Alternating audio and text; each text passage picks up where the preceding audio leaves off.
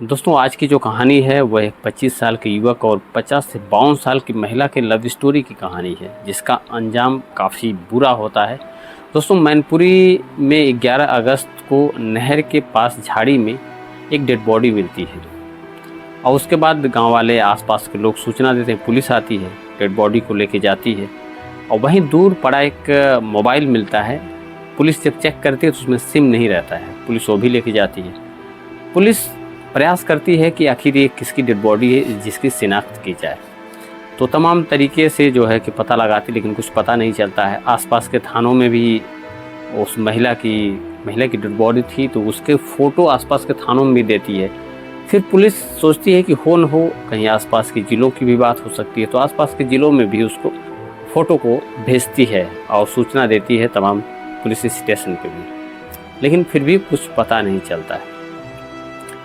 अचानक से एक फर्रुखाबाद पुलिस स्टेशन से खबर आती है और चूँकि वहाँ पे लगभग 10 दिन बाद, उस महिला के गायब होने के 10 दिन बाद, लगभग जिस दिन डेड बॉडी मिली उसी के 1 हफ्ते 10 दिन गुजरने के बाद वहाँ पे एक रिपोर्ट लिखाई जाती है एक महिला की गुमशुदगी की जिसकी उम्र 50 से 52 साल होती है। और उसके बाद पुलिस जो है कि सूचना देती है मैनपुरी की पुलिस को, और पुलिस कहती है कि मतलब हो सकता है ये हो न हो वही महिला हो जिसकी गुमशुदगी की रिपोर्ट दर्ज हुई है फर्रुखाबाद में।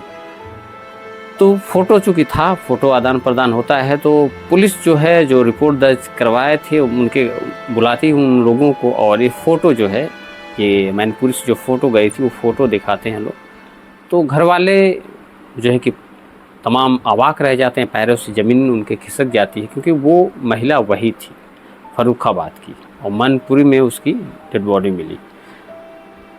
किसी को समझ में नहीं आता आखिर क्या माजरा है। पुलिस खुद हैरान थी कि आखिर क्या माजरा है, और चूँकि कुछ मिला भी नहीं, सिम कार्ड भी नहीं था उसमें, लेकिन चूँकि पुलिस मोबाइल को जांच के लिए भेजती है और जब पता चल जाता है कि ये बॉडी जो है फर्रुखाबाद की किसके घर वालों की है, तो फिर नंबर्स भी मिल जाता है। और नंबर्स जब खंगालती है पुलिस, उसकी कॉल डिटेल निकालती है, तो उसमें एक अरुण राजपूत नाम के शख्स से जो है कि हाल ही में जब ये घटना उसी के आसपास भी बात हुई रहती है, लोकेशन भी वहीं आसपास दिखाती है।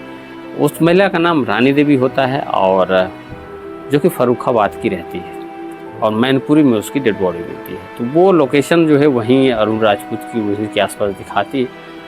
तो उसके बाद उसको पुलिस उठाती है तो उससे पूछताछ करती है। शुरू में वो आनाकानी करता है और उसके बाद जो है कि फिर CDR या फिर लोकेशन, तमाम चीज़ें जब पुलिस उसके सामने रखती है, थोड़ा सख्ती भी दिखाती है, तो सारी चीज़ें स्टेप बाय स्टेप बताने लगता है।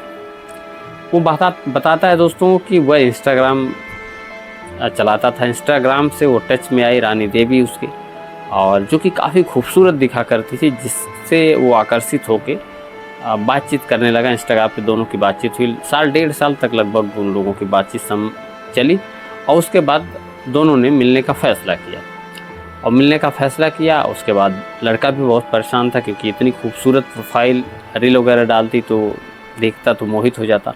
और उसके बाद फर्रुखाबाद के एक होटल में इन लोगों की पहली मुलाकात निर्धारित हुई।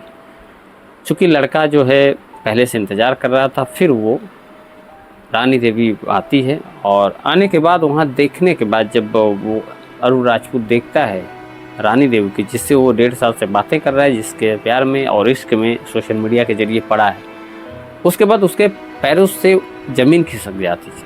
वो देखता है कि 50-52 साल की महिला जो उसकी माँ की उम्र की, और वो कहाँ जो है कि 20-25 साल की लड़की सोच रहा था, हो सकता है 2-4-5 साल उससे ज़्यादा रही होगी, लेकिन देखने में तो ऐसा नहीं लगता था। और वो कह सकते हैं कि वो बिल्कुल हैरान हो जाता है, और कहीं ना कहीं उसका प्यार का भूत जो है उसी टाइम उतरकर दूर भाग जाता है। फिर लेकिन वो शातिर, वो चालाकी करता है। होता है कहावत ना कि भागते भूत की लंगोटी ही बहुत, या आम के आम गुठलियों के दाम, और तमाम बहुत सारी कहावत इस पे लागू हो सकती है। तो वो मन में प्लान करता है और फिर दोनों मिलते हैं, वहाँ से निकल जाते हैं, और फिर उनकी बातें होने लगती है, बातें चलने तक, फिर मिलना जुलना सारा चीज़ होने लगता है। और वो अपनी ज़रूरतों के हिसाब से तमाम पैसे की डिमांड भी करता था रानी देवी से, रानी पैसे भी देती थी, और धीरे धीरे मामला चलने लगा। लेकिन कुछ दिनों बाद रानी देवी जो है कि उस पर शादी का दबाव बनाने लगी, साथ रहने की बातें करने लगी। चूँकि वो पैसा लेने के चक्कर में और कह सकते हैं कि यूज़ करने के चक्कर में उनसे संबंध बनाया था। देखने के बाद उसका प्यार का भूत तो दूर भाग गया, क्योंकि वो लड़की समझ के बात कर रहा था, प्यार कर रहा था।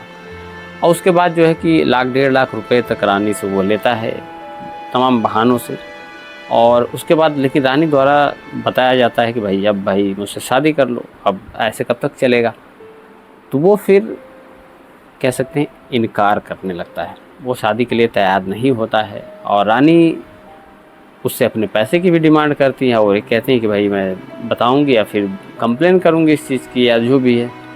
तो वो फिर माइंड में एक प्लान बनाता है जिससे कि उसको पैसे भी नहीं देने पड़ेंगे और रानी भी उसके रास्ते से हट जाएगी। और लड़का प्लान बनाता है, रानी को मिलने मैनपुरी बुलाता है और मैनपुरी बुलाते सुनसान जगहों पे लेके जाता है जहाँ पे नहर वगैरह थी रास्ता।